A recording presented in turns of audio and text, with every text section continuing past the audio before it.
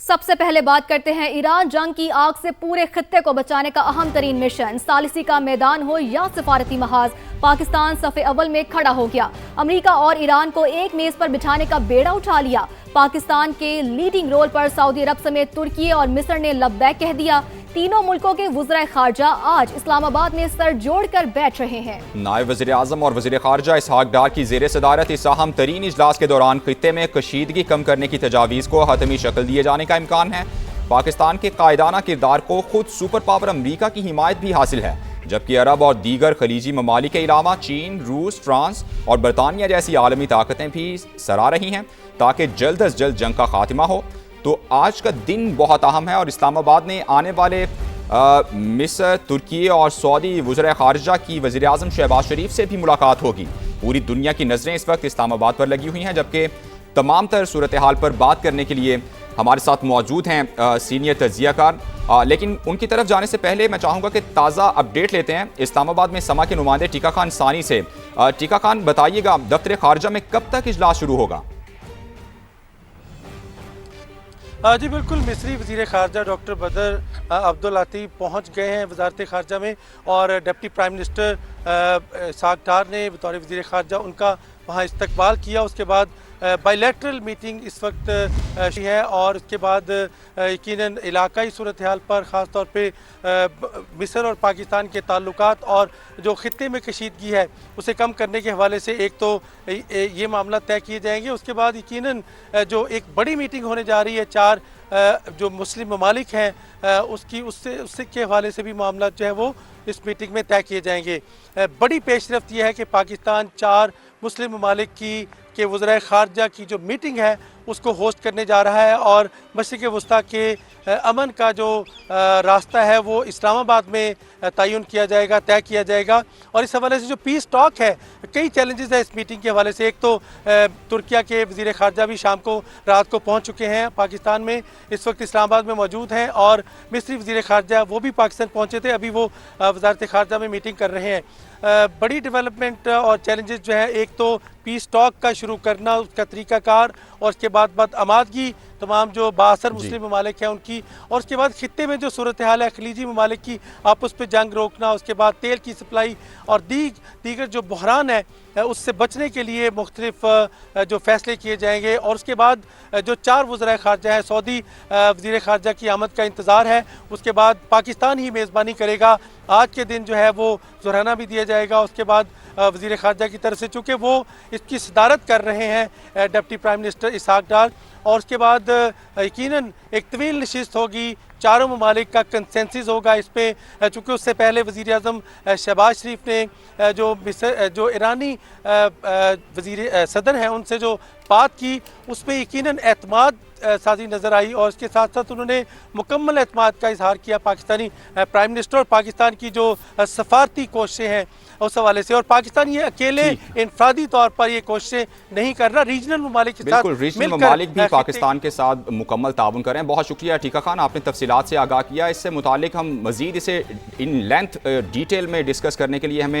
ہم نے دعوت دیا ہے۔ جوہر سلیم صاحب فارمر امبیسڈر ہیں، بہت شکریہ سر آپ کے وقت کا۔ عبدالباسط صاحب فارمر امبیسڈر ہیں، ہمارے ساتھ موجود ہیں، بہت شکریہ ڈاکٹر صاحب۔ اور ڈاکٹر صالح بہشتی جو کہ ایرانی تجزیہ کار صحافی ہیں، بہت شکریہ ڈاکٹر صاحب آپ کے وقت کا۔ آغاز کروں گا ڈاکٹر عبدالباسط صاحب آپ سے، یہ کہیے گا کہ جب ساری دنیا کی نظریں اس جنگ پر ہیں، دنیا پوری کی پوری کسی نہ کسی سطح پر افیکٹ ہو رہی ہے اس جنگ سے، ایسے میں پاکستان کا مرکزی کردار سامنے آنا اور اس کے بعد جو ریجنل ممالک ہیں ان کے وزرائے خارجہ کا پاکستان میں موجود ہونا اور پیس ٹاکس کا ایک طرح سے لاہ عمل طے کرنا، کتنا اہم موقع ہے یہ سفارتی محاذ پر؟ آپ کو کیا لگتا ہے کہ سفارتی اگر تاریخ کی بات کریں تو کتنا اہم موقع ہے یہ پاکستان کے لیے؟ بسم اللہ الرحمن الرحیم۔ پاکستان کے لیے یقیناً ایک بڑا اہم موقع ہے، اور اس سے ہمارا جو ڈپلومیٹک پروفائل ہے وہ بھی بڑا زبردست انکریز ہوا ہے۔ دیکھیے، جنگیں شروع ہوتی ہیں 4 دن کے لیے ہوں، 4 ماہ کے لیے ہوں، 4 سال کے لیے ہوں، بالآخر ان کو کہیں نہ کہیں ختم ہونا پڑتا ہے۔ اور اس وقت جو پاکستان نے چونکہ شروع دن سے ہی، جب سے 28 فروری سے اس جنگ کا آغاز ہوا، تو پاکستان کا کم از کم ایک کریڈٹ پاکستان کو ضرور جاتا ہے کہ انہوں نے تمام جتنے بھی اس میں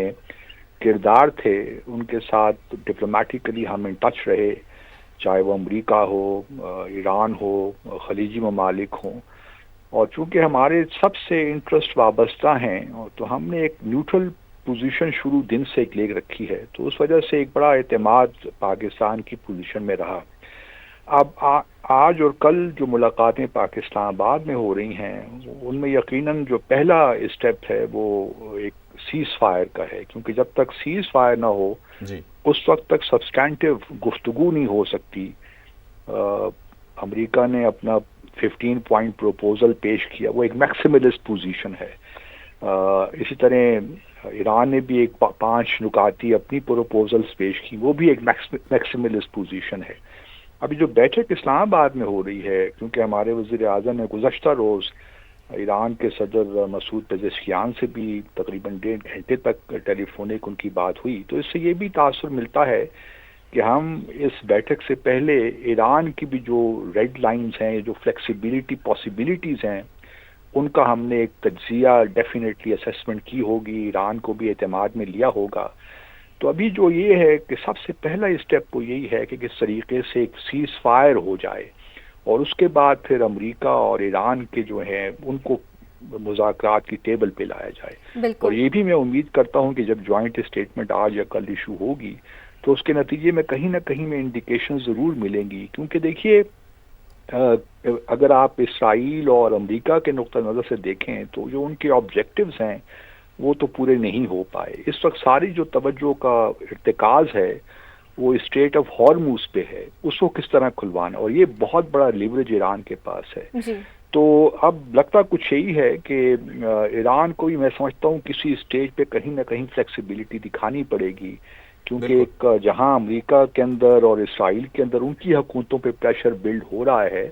وہاں پہ ایران بھی ایک حد تک دیکھیے وہ ریزسٹ تو کر سکتا ہے، لیکن ایک جو ڈسٹرکشن ہے وہ بہت بڑے پیمانے پہ بھی ہو سکتی ہے اگر خدا نخواستہ یہ جنگ طوالت کی طرف جاتی ہے۔ تو میرا اپنا خیال یہ ہے کہ پاکستان کی اس وقت کوشش یہی ہے کہ اس جنگ کو فوری طور پہ کوئی جنگ بندی کا سلسلہ بنایا جائے، اور پھر جو ڈیمانڈز ہیں ایران کی اس کو دیکھا جائے کہاں تک دنیا اس سے عمل درآمد کر سکتی ہے۔ تو ایک بڑی اہم موڑ پہ اس وقت سارے معاملات ہیں، اور ہمیں امید یہی کرنی چاہیے کہ اگلے ہفتے یا اگلے 10 دنوں میں ایران اور امریکہ کے درمیان باقاعدہ میڈیشن کا پروسیس پاکستان میں شروع ہو جائے۔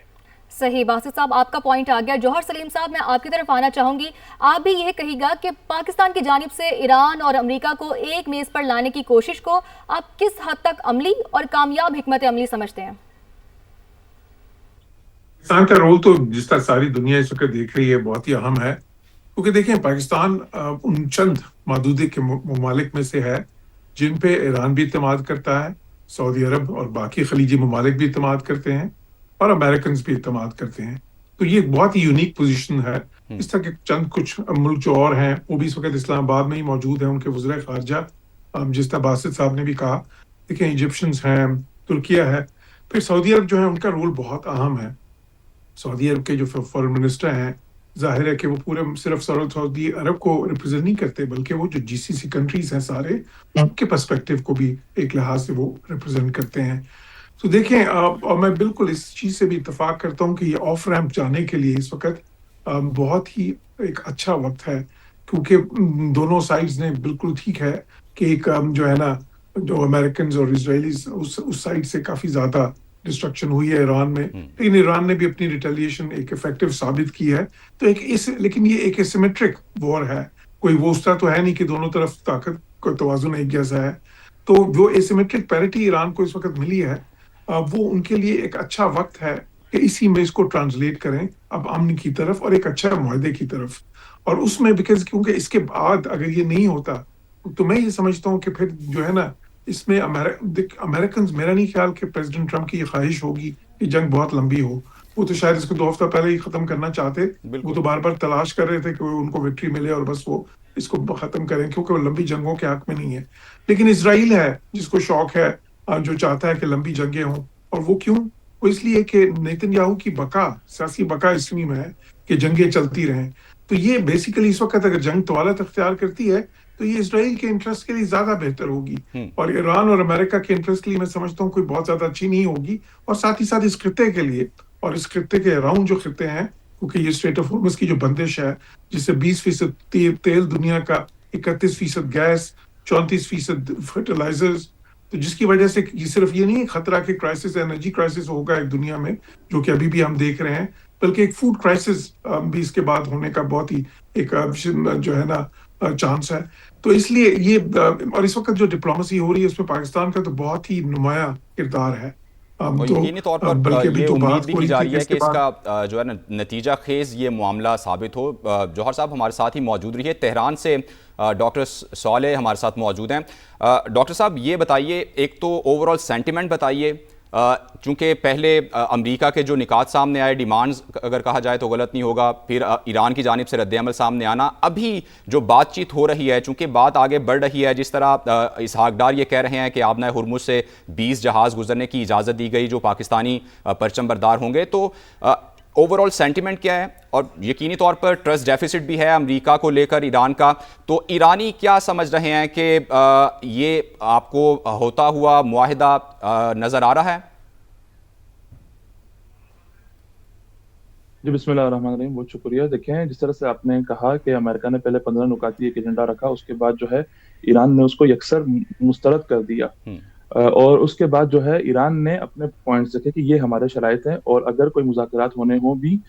تو اب ہمارے شرائط پر مذاکرات ہوں گے. اور یہ سپاہ پاسداران اسلامی نے جو ہے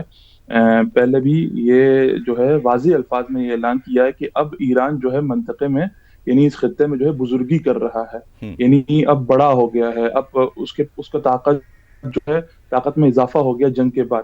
دیکھیں یہ ہمیشہ جنگی یا آپ اس کو کہیں امتیاز ہے کہ جو جنگ شروع ہونے کے بعد جو فریقین میں سے ایک فریق کو ملتی ہے، جب اس کے چھپے ہوئے طاقت اور اس کے چھپے ہوئے جو ابتکار عمل ہے وہ سامنے آنے لگتا ہے. تو ایران نے ظاہر ہے اس کے لیے ایک تیاری کی ہوئی تھی، ان کو معلوم تھا. ظاہر ہے ایک پوری تاریخ رہی ہے دشمنی کی ایران اسرائیل اور ایران امریکہ کا، تو یہ سب جانتے ہیں اس چیز سے. تو ظاہر ہے اس حوالے سے اور جو مذاکرات کے حوالے سے ظاہر ہے جو ڈپلومیٹک لیول پر جو ہے ایران میں پاکستان کی طرف سے، ترکی کی طرف سے اور ہمسایہ ممالک کی طرف سے جو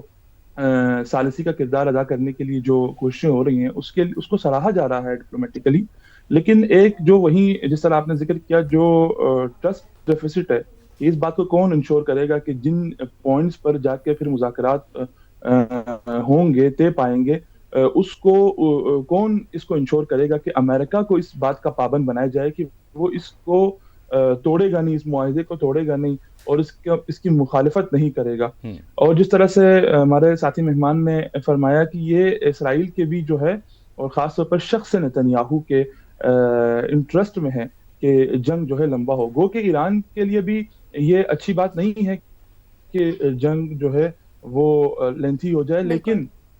ایران کے پاس اس کے علاوہ کوئی چارہ نہیں ہے کہ وہ یہ انشور کرے کہ ایسا نہ ہو کہ جس طرح 8 مہینہ پہلے ایران پر ایک 12 روزہ جنگ مسلط کی گئی اور اس کے بعد وہ بھی مذاکرات کے دوران اور دوسرا بھی دوبارہ سیم مذاکرات کے دوران ہی ایران پر ایک دوسرا جنگ اور بہت بڑا جنگ مسلط کی گئی، جس میں قائد جو ہے رہبر معظم سید علی خامنئی جیسے جو لیڈر جو ہے وہ شہید ہو گئے. اور اس کے بعد ایران کے اس وقت بھی ٹاپ IRGC کے لیڈرز اور فوجی اور مسلح افواج کے جتنے بھی سربراہان تھے اور اس وقت بھی جو ان کے جانشین تھے جو ان کے بعد آئے تھے جتنے بھی ٹاپ لیڈرشپ ان کو شہید کیا گیا، خاص طور پر لاریجانی صاحب کو شہید کیا گیا. تو ایران کے لیے اب یہ چارہ نہیں ہے اس کے علاوہ کہ وہ اس بات کو انشور کرے کہ اس پر کوئی دوبارہ سے ایسا حملہ نہیں ہو. تو اس کے لیے ضروری ہے جس طرح سے ایران نے اپنے ان 5 پوائنٹ میں مینشن کیا کہ امریکہ کے جو ہے بیسز خطے سے ختم ہو اور اس کے لیے GCC ممالک، عرب ممالک، سعودی عرب، امارات یہ ساتھ دیں. اور نہ صرف انہوں نے ان کی حکومت سے یہ ریکویسٹ کیا، ان سے ڈیمانڈ کیا، بلکہ وہاں کے عوام سے بھی یہ ریکویسٹ کیا، یہ کہا کہ ایرانیوں نے کہ اپنے حکومتوں سے یہ مطالبہ کریں کہ وہ امریکہ کو اور اسرائیل کو اس خطے سے نکال باہر کریں. اور یہ بات بھی ایران کے لیے ضروری ہے کہ وہ انشور کرے کہ ہم نے اسرائیل کو اس پوزیشن میں دھکیل دیا ہے جنگی لحاظ سے کہ وہ دوبارہ سے کوئی اٹیک ایران پر انیشیٹ نہیں کرے گا. صحیح. صالح صاحب آپ نے یہ پوائنٹس تو بتا دیے ہیں کہ جو ایران امریکہ سے ضمانتیں مانگ رہا ہے اور وہ چاہتا ہے کہ ان ضمانتوں پہ عمل کیا جائے، ضمانتیں دی جائیں امریکہ کی جانب سے. جو ایران کا مین کویشچن تھا، امریکہ کی جو ضمانت تھی کہ ایٹمی پروگرام ایران کا جو ہے اس کے اوپر ایران کا ابھی تک کیا موقف ہے؟ کیا کسی صورت سے آپ کو لگتا ہے کہ ایران اس سے دستبردار ہو سکتا ہے؟ دیکھیے، جنگ سے پہلے یہاں پر سیناریو کچھ اور تھا، اور جنگ کے بعد اب بالکل جو ہے وہ سیناریو بدل گیا ہے۔ جنگ سے پہلے کچھ چانسز تھیں کہ ایٹامک جو معاملات پر جو، کیونکہ ایران کے اندر دیکھیں تقریباً 2 طرح کے گروہ پائے جاتے تھے۔ پہلے وہ جو ہارڈ لائنر کہلایا کرتے تھے اور وہ انقلابی سخت کہلایا کرتے تھے، وہ یہ سمجھتے تھے کہ امریکہ کے ساتھ مذاکرات بے سود ہے، بے فائدہ ہے، کیونکہ امریکہ قابل اعتبار نہیں ہے، امریکہ پر کوئی اعتبار نہیں کیا جا سکتا۔ اور دوسرا جو گروہ تھا وہ یہ کہتے تھے کہ نہیں، مذاکرات سے ہی لڑائیوں کا حل نکلتا ہے، اور ہم مذاکرات کر کے کچھ لے کے کچھ دے کر معاملات کو جو ہے سیٹل کریں گے اور معاملات جنگ کی طرف نہ جائیں۔ تو اس وقت جو دوسرا گروہ ہے، ان کا جو نظریہ ہے وہ ایران میں عوامی سطح پر، اور جو ان کا ایک پاپولیرٹی تھی پہلے، کیونکہ ظاہر ہے تمام لوگ جو ہے جنگ کے مخالفت ہی کرتے ہیں، وہ ابھی بری طرح سے مار کھا گئے ہیں، اور ان کی ابھی کوئی پشتوانہ نہیں ہے، کوئی ان کے لیے کوئی سپورٹ نہیں ہے عوامی طور پر۔ اس وقت خود ایران کی عوام بھی یہی کہہ رہی ہے کہ ہمیں بھی اس وقت کوئی مذاکرات نہیں کرنا، گو کہ وہ اسٹرانگ لائنر اور ہارڈ لائنر جتنے بھی جو نظریات تھے، اور جو ان لوگوں اس گروہ کے جو ماننے والے تھے یا وہ لیڈران تھے، وہ اس وقت ہائپ پر ہیں ایران میں۔ اور وہیں آپ دیکھیں جس طرح سے لاریجانی صاحب کو جو ہے ایک ریفارمسٹ تصور کیا جاتا تھا، اور اس کے بعد ابھی جو ان کے جگہ پر آئے ہیں کہ ہارڈ لائنر سخت انقلابی ان کو تصور کیا جاتا ہے، جو سپاہ پاسداران اسلامی میں بھی پہلے رہے ہیں کافی عرصہ۔ تو ان سب کو دیکھتے ہوئے یہی پتہ چلتا ہے کہ ایٹامک جو تجاویز تھے جو خود ایران کی طرف سے پہلے پیش کی گئی تھیں، ٹھیک ہے، ٹرسٹ ڈیفیسٹ تو یقینی طور پر ہے ایران کا، ٹرمپ کی پالیسیز کو لے کر بھی، ان کے رویے کو لے کر بھی۔